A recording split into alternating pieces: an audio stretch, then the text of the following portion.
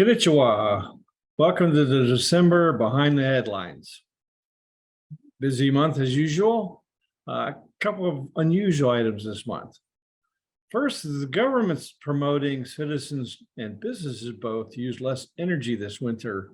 Obviously, this is due to the concern about reserve power. Interesting side effect, there's been a run on winter clothes, believe it or not. Anyway, next item, the offshore bidding rules have been changed and the auction is taking place maybe by the time you watch this. The idea was to get more bidders and most likely just not have Mitsubishi win them all this time. That's headline 2. 3, this has been an ongoing story for all year. According to certain calculations by Medi, 20% of the retailers have exited the market. We think that's light. We think it's closer to 35, but hey, Medi's the official, so that's how many are supposedly left.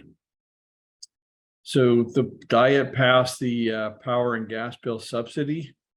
Money will start flowing in January for that. Also, at the same time, utilities increased power rates to consumers and businesses somewhere between 20 and 40%, depending on which utility you're talking about. So this next one is being done in the US, as far as I know, maybe, well, not so much Europe, where demand response is used to peak shave, needle peak prices, etc. Now, JIRA and NEC are experimenting with this in the JEPIC spot market to bid in demand response that way in the day ahead primarily. Medi has announced our strategic LNG reserve to combat this current Ukrainian war issue around getting enough at these high prices. So that will, of course, mean they'll load it up when the prices are really high. On a correlating note, LNG storage in Japan is much higher than it was last winter and the year before.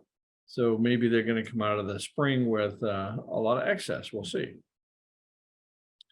So solar development in Japan on land for utility scale, 5 to 100 megawatt has kind of stalled out, mostly because there's not really a whole lot of land left. So now there's a whole lot of traction being gained on moving it into floating, not so much offshore, but onshore lakes and so forth, especially where there's hydro, where they can tie it in. We'll see if that takes or not. Recent ruling, supposedly nuclears are supposed to be retired after 40 years. Of course, most of them are at or close to 40 years now.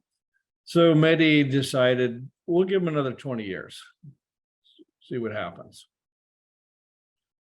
So JEPIC's in the non-fossil fuel certificate market, NFFC is the initials go, are looking at blockchain to trade that one.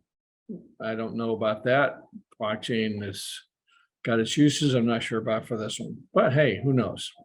But in any event, that wraps up December's headlines. Thanks for watching. Sayonara.